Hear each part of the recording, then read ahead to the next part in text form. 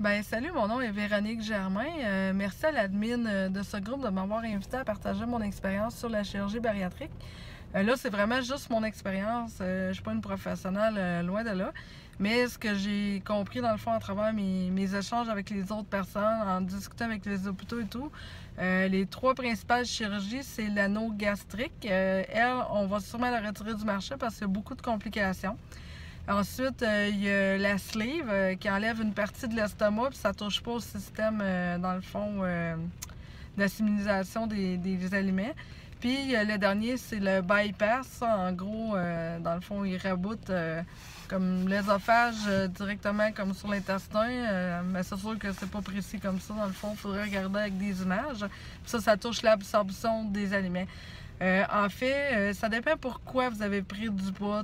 Ceux qui ont eu le bypass, souvent, c'est parce que les autres méthodes ne fonctionnaient pas parce qu'ils ont un problème d'absorption au niveau des aliments. Ça veut dire s'ils ne mangent pas beaucoup, ils absorbent plus que la normale, si je ne me trompe pas. Puis le bypass fait en sorte que là, ils peuvent manger plus normalement, mais ils absorbent pas. L'intestin, il absorbe pas parce que dans le fond, ils en ont comme évité un morceau en faisant cette chirurgie-là. Moi, pour ma part, j'ai eu la sleeve gastrique parce que moi, j'ai un trouble alimentaire. Mon problème était au niveau de la quantité de nourriture absorbée.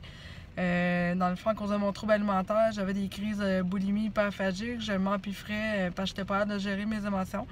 C'est sûr que l'estomac restreint la quantité d'aliments. Mais le problème est au niveau de la tête. Donc, ceux qui ne sont pas prêts mentalement à affronter leur trouble alimentaire et de se reprendre en main, ben c'est plate, là, mais l'estomac, c'est un muscle qui se réétire. Donc, si on ne fait pas attention, malheureusement, on reprend tout le poids perdu. Moi, ça a fait 2 ans, au mois de mars, que j'ai eu ma chirurgie bariatrique, puis j'ai perdu 140 livres. J'ai changé mon mode de vie, je me suis mis au sport, je fais attention à ce que je mange, je consulte régulièrement pour mon trouble alimentaire. J'ai pitché, dans le fond, mes compulsions dans la course à pied. Au lieu de me pitcher dans la nourriture quand j'ai une émotion, ben je fais ça. Je prends aussi du Vivance, qui est un médicament tout d'abord pour les TDAH, mais ils ont découvert aussi que ça aidait pour l'hyperphagie. Donc, je prends ça aussi, ça m'aide à contrôler mes compulsions. Donc, ce qui est intéressant, c'est ça, avec la chirurgie, on perd rapidement du poids au début. Mais par contre, les désavantages, c'est qu'on a un gros surplus de peau. Mais c'est vraiment le seul désavantage qu'il y a. C'est sûr qu'on fait face au jugement des gens. Il y en a tout le temps qui vont nous juger. Mais sinon, moi, j'ai juste du positif à dire parce que ma perte de poids vraiment rapide a fait en sorte que mes problèmes de santé se sont réglés très, très rapidement.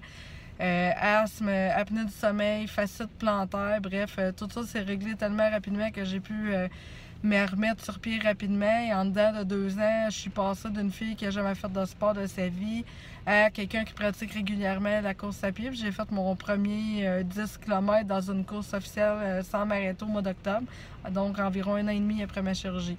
Le rythme de vie que j'ai maintenant, la santé, l'énergie, c'est même pas comparable à ce que je vivais avant. C'est sûr que c'est désagréable le surplus de poids, mais je suis en attente de la RAMQ.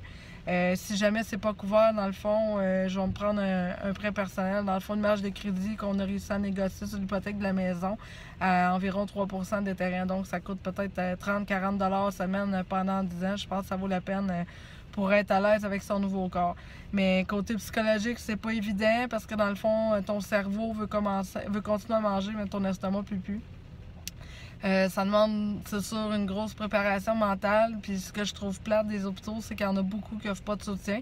Moi, mon conjoint a des bonnes assurances pour payer le psychologue. Donc, moi, je suis chanceuse de ce côté-là. Mais ceux qui sont livrés à eux-mêmes, ça doit être extrêmement difficile. Donc, encadrez-vous.